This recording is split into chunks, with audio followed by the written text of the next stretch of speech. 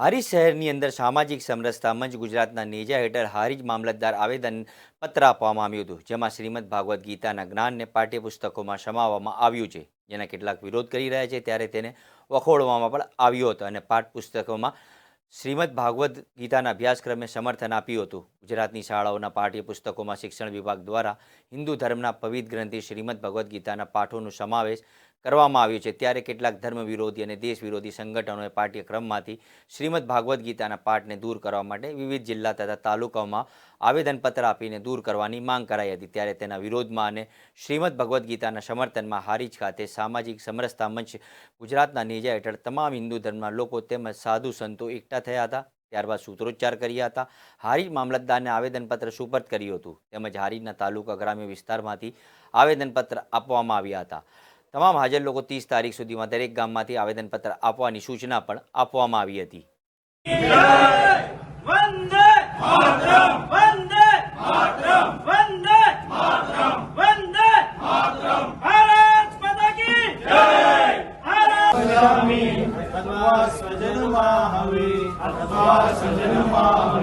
બરોબર ને? આ પ્રશ્ન હતો અર્જુનનો, પછી ભગવાનનો સરસ જવાબ આપ્યો તો શું આપ્યો હતો? સિદ્ધ સિદ્ધ્યો સમો ભૂત્વા, સિદ્ધ સિદ્ધ્યો સમો ભૂત્વા, ગચ્છત્વં સંગવર્જિતા, ગચ્છત સંગવર્જિતા।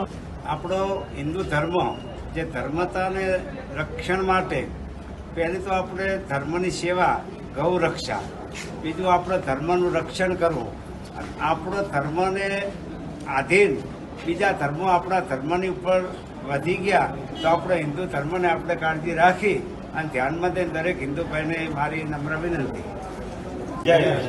આજે જે સ્કૂલની અંદર અમારા ધર્મના વિષયનો ભણતરનો અભ્યાસ ચાલુ કરવામાં આવ્યું હતું, જે આજે સામેલા પક્ષ જે પાકિસ્તાનના ભાગલા પડ્યા હતા, ધર્મના આધાર ઉપર ભાગલા પાડવામાં આવ્યા હતા, આજે એમનો ધર્મ ઈસાઈ ધર્મ એમને સ્થાપના કરી, આજે આપણે આપણો હિન્દુ ધર્મને સ્થાપના કરી શકતા નથી।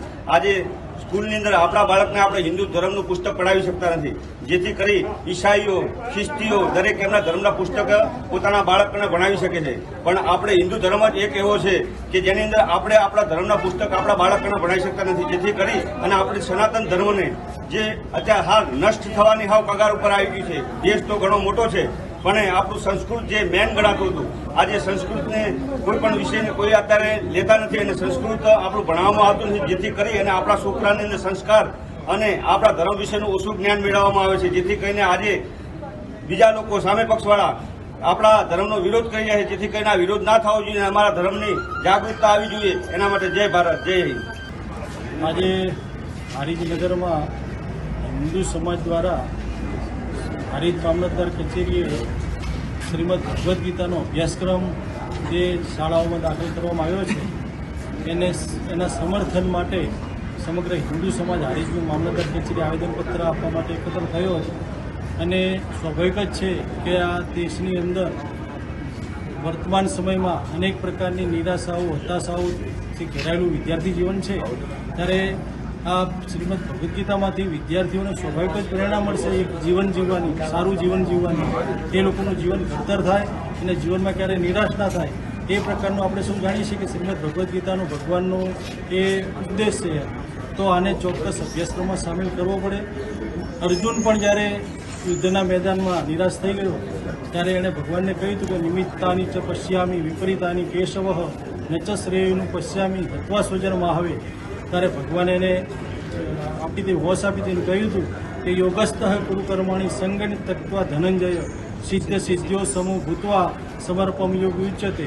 તો અર્જુનના આવા મહત્વના પ્રશ્નોનો જવાબ ભગવાન કૃષ્ણે આપેલો છે ગીતામાં કે કોઈ પણ જાતનો સંશય રાખ્યા વગર તારી કર્મેન્દ્રિયોને સંયમ કરી અને તું જીવન જીવ તો ચોક્કસ તારું કલ્યાણ થશે। તો આવા સરસ મજાના ઉપદેશવાળી ગીતા વિદ્યાર્થીના અભ્યાસમાં ચોક્કસ દાખલ થાય એવી અમારા સૌની લાગણી છે। અસ્તુ ભારત માતા કી જય। આપનું નામ? મારું નામ જગદીશ પાવરા, અહીંયા હારીજ શિશુ મંદિરમાં નિયામક તરીકેની જવાબદારી હું નિભાવું છું।